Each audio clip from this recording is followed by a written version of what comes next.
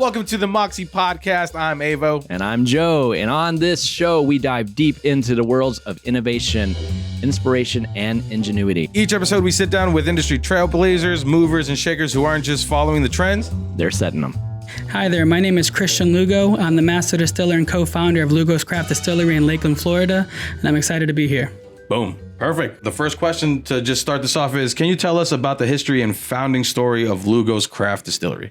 The short version or long version? Oh, good. No, so we're a family-owned operated distillery here in Lakeland, Florida. Originally, we are from Puerto Rico, so we are a Puerto Rican family. Lived there till I was 6, so I'm technically just more American than anything else, but my culture is still based from Puerto Rico and still have a lot of family there. So that inspiration comes from one of our brands called Lugos Pitorro, which Pitorro is a type of rum originating from Puerto Rico. The way that it's distilled and aged with specific fruits rather than any flavorings.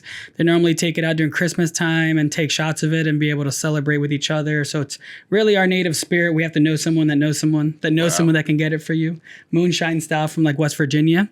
But we lived in Kentucky for a couple years. I'm a chemist by trade. That's where I became a master distiller when I got great appreciation for bourbon. I was not in the industry, was just really fascinated with it, and having that chemistry background really was efficient for me to understand it, or it was very valuable for me to understand how everything is made. And with that inspiration of bourbon, the way that it's actually made, distilled, aged, and bottled, very unique rather than rums that are normally artificially naturally flavored. Want to do something similar, but with rum, and the aspect of it's actually aged rather than flavored. I believe a good sipping spirit makes a better cocktail, but also all the unique aspects of it, and that's our Libertalia, which is a handcrafted spice rum aged with real fruits and spices, and a risky rum that is aged in a new charred American white oak, emulating in bourbon the way that it sips at 47% single barrel, and then we have different expressions of each. So with that inspiration, my dad being a corporate person, he's great for growing, obviously, businesses. My sister being in advertisement and marketing in New York City. She works for a big company called Leo Burnett. So she's the one really focusing and pushing our brand and making sure that we, as marketing people, are very specific. We have to stay within these guidelines. And then he got me a little run to that, just somehow creating all these brands and spirits, and a lot of belief in the family and a lot of people in local Lakeland that really wanted to help us grow. But that vision of having something properly aged and that vision of revolutionizing rum and creating its own classification was what really drives us and what's making us so unique.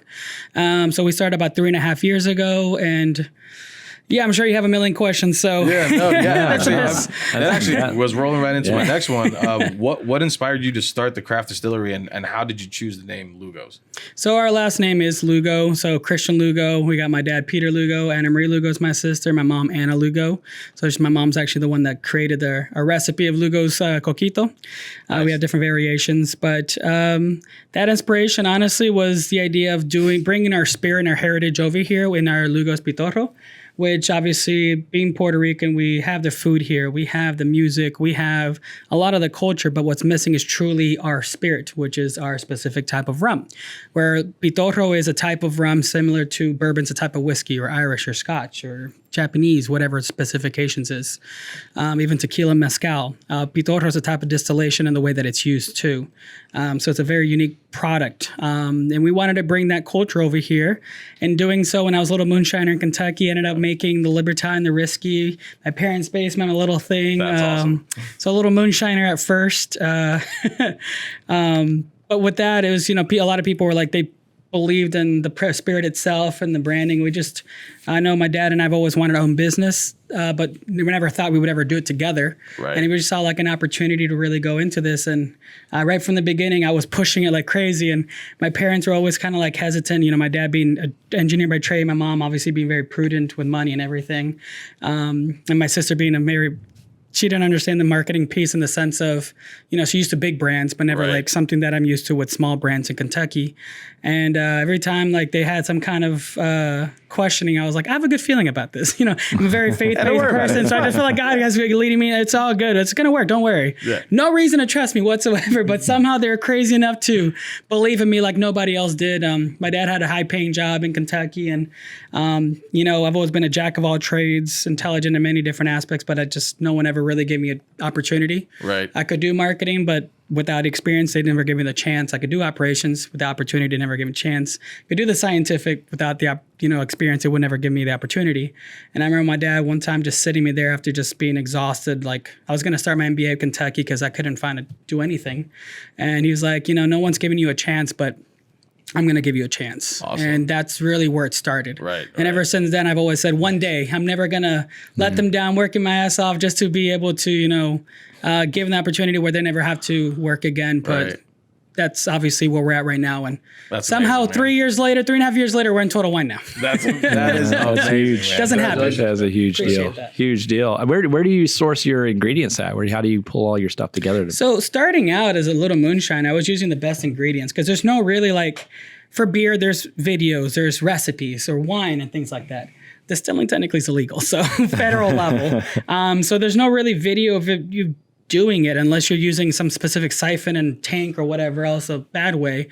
Me being a chemist by trade and that education, I'm like, I can figure this out, this is how it should work or whatever else, whatever.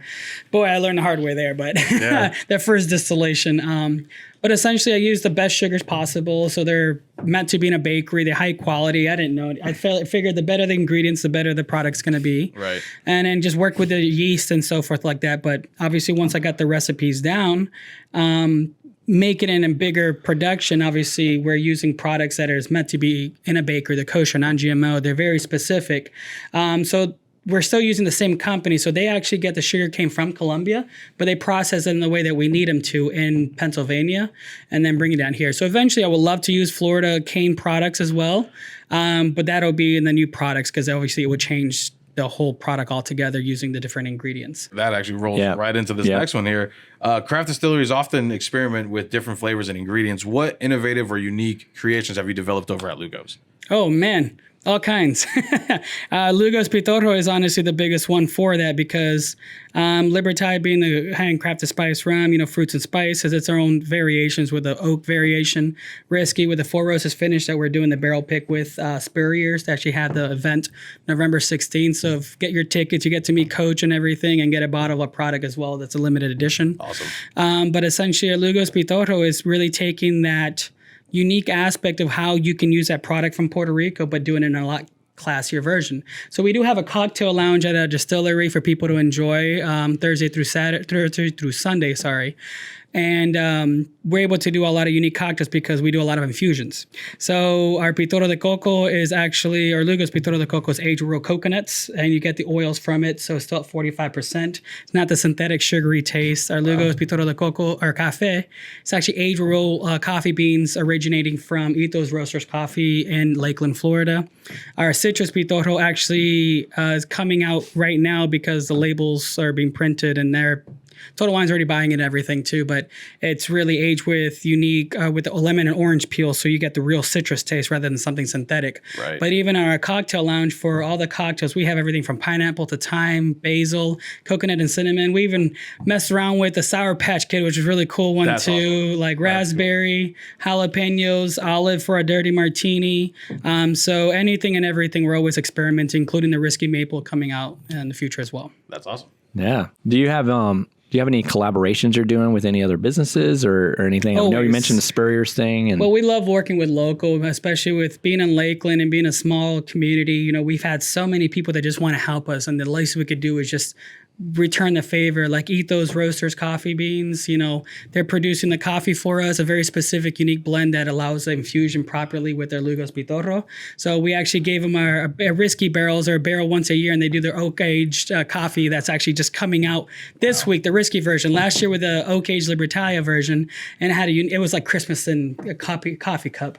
This year's a little more caramel and vanilla from the coffee beans because it is a Risky barrel, which is a new charred American white oak. So yeah, Swan Brewing, they use our barrels for aging. They use their 5-year anniversary beer. They age in in our Risky barrels. We use their coffee stout in one of our cocktails for St. Patrick's Day. It was like a deconstructed Irish car bomb, rather than just dumping the shot in there and chugging. It was actually a cocktail, and people were just drinking it really quickly. That sounds amazing. We use a local couple that actually do a lot of our retail gifts, a lot of engravings and things like that. So collaborations for restaurants, we do barrel picks as well as over there, Rosa Spirit in Claremont. They're amazing. We did Elijah Craig finished Libertalia, so that was a unique product for bourbon lovers. And then obviously right now we're doing one with Spurrier's, doing the Risky finished in Four Roses cask. Yeah, when we were there, the neat thing was trying the different flavors. And so what would you advise someone to as they explore your product, like they explore the tastes and everything, like how would you advise someone to explore? Well, smell the aroma first. So when we speak about flavors, it's a very universal term, but in the spirits industry, you have flavors as in additives. And that's obviously something that we do not do. It's actually true infusion. So the flavor profile is a little different because you're used to that sugary taste that you're used to, like in a candy or whatever. Totally. Right. And it's very synthetic. For us, you're actually getting the real fruit taste in there. So the smell, the aroma, the feel, the finish of it is just completely different than anything else, and it's going to linger in your tongue. So for those who love bourbon or really appreciate a good quality wine or a spirit, you're really going to get the difference between something that's synthetically made and something that's actually real. Right. Like chewing on a piece of coconut or drinking a cup of coffee. That's where you're going to be used to when you drink our spirits. That's true, because the coffee one, that was woke me up. Yeah. My motor running, man. Yeah. That was amazing. Yeah, when we were there shooting, and I tell you, it was fun. That was a great shoot, because it was like, let's try this, let's try this. To real. You got to real relax. Excellent shoot. That was we will be back to shoot again. So you don't need to pay us. We'll just be pay you around. That's what we like to. We trade cocktails and products for things, so no big deal. That's awesome. Are there any exciting events, releases, or expansion plans on the horizon for Lugo's Craft Distillery? Oh, many different stages. Right now, I got my assistant distiller back there. Him and I are actually just renovating everything in the distillery to be able to produce a lot more barrels and a lot of unique stuff. The beautiful thing about aging as you climb up, because of the humidity and the heat, you're going to get different barrels, different aging processes. So the way they're going to come out, I'm excited. For marketing, it's obviously a pain in the ass for my sister and my dad with my, but it's a lot of fun. Yeah, seriously, more work for her. Yeah. But it's a lot of fun to be like, oh, I can't wait for this barrel to see what this one tastes like. Right. From that to the release of the Four Roses finished Risky with Spurrier's. That one's coming out next month, like I mentioned. I know we have a bunch of other barrel picks. We have for Total Wine, we're doing a Georgia and University of Florida wax one for the Total Wine up in Jacksonville for that Florida-Georgia game. Nice. Things like that. We have other restaurants and liquor stores that want to do barrel picks. The Citrus Pitorro will be coming out probably in a month or so, depending when we get the labels in and finish that. And then we have our Lugos Coquito that's going to be more massively distributed throughout the state, where before it was a distillery exclusive. I know we wait. Is that going to be for the holidays for us other Spanish people? Oh, yeah. And it's going to be all year round, too. Oh, so man, Lugos Coquito is going to be all year round. But then the variation for the distillery, the pumpkin spice right now. Right. We got the Nutella and pistachio that are phenomenal. And then we have the strawberry that was there for the Strawberry Festival, and the creamsicle one for the summer. Love right there. Absolutely. That's awesome. So a lot of different variations, like unique things, and not to mention our cocktails that are lounge are always like changing for seasonal, that are always something unique. We actually, for Halloween, we're doing candy themed cocktails. So I made a Snickers sauce. We all make our reductions and syrups in house. So I made a Snickers sauce and based with a candy. We made a Snickers White Russian that people were obsessed with already. Man, we're testing it out. That's so like a Hershey's white chocolate or cookies and cream martini, things like that. So I'm assuming you being a chemist really just helps with all that, you're breaking it down. And I would say more the artistic side. So my mom's a very artistic, painting, all that kind of stuff. My dad is an engineer by trade. So I guess it's more of the curiosity of like, I wonder if this can work. Right. Yeah. Like, let's just try it. What the heck? What's the worst that could happen, right? That's my attitude. But then the engineer side from my dad, it's like I can reverse engineer it once it works, or how I can change it and so forth. That's amazing. So I think it's more of the artistic side of like, hey, let's give it a shot. What's the worst that could happen? And really creating unique things, and but also understanding it afterwards. Okay, so I think this is why it works, and this is how I can replicate it. Right. So, but it starts first with that idea. Right. So for listeners who aren't in the Total Wine area or even in Florida, how can they get a hold of the product? So we actually have Wine Online Delivery does sell our product online and ships nationwide to the 48 states. So you can look up on our website as well for that link and to be able to purchase it and deliver it to your state as well. Okay. Sweet. So all products will be available Correct. on the website. Amazing. So we got one final question for you. Could you recommend a signature cocktail or drink recipe that incorporates one of your spirits, which our listeners can try at home? Oh man, old fashioned. That we're really known as an old fashioned cocktail lounge for Libertai and Risky. They're just unique aspects of it. Yeah. And the Libertai, the spiced rum, that's actually one of our best selling cocktails. Is the gold fashioned that because it plays in the nuttiness. We use Frangelico, walnut bitters, and then smoke of the pecan wood, and it really plays in the nuttiness from the Libertalia. But the Risky is very simple because it's a single barrel rum. It tastes like a bourbon. We're the only rum at the Atlanta Whiskey Festival the last 3 years because of it. But a Manhattan, Risky Sour, all that kind of stuff, uniqueness of it, and it just amazing for an old fashioned. Nice. That's probably the best ones for Libertai and Risky. For Lugos Pitorro, I mean, if you want to make a simple cocktail, just blend it with some passion fruit if you want. It is phenomenal. But everything from mojitos to it plays like a vodka because of the way that it's uniquely distilled, and so dirty martinis to gin fizzes to depending on quality, what kind of mixologist you are at home, right? Right. Yeah. For something simple, just mix it with any juice, and I promise you, it's going to be amazing. I'm a simple cranberry vodka guy. There you go. Man, simple. I go simple too. We actually make a Cosmo with their Lugo citrus Pitorro. So, That's what's up. so you like the vodka cranberry? Yep. You just replace it with Lugos Pitorro. You're gonna have less of a headache the next day. I promise. Oh, There you go. Yeah. Thank you for tuning in to another episode of the Moxie Podcast. If you enjoyed today's episode and want to keep up to date with all the interviews that we do with leading industry experts, make sure you follow us on our podcast channel on Spotify. Also, follow us on social media and let's keep that conversation going. Share your thoughts, your ideas, and let's inspire each other to reach new heights. That's all for now. Peace.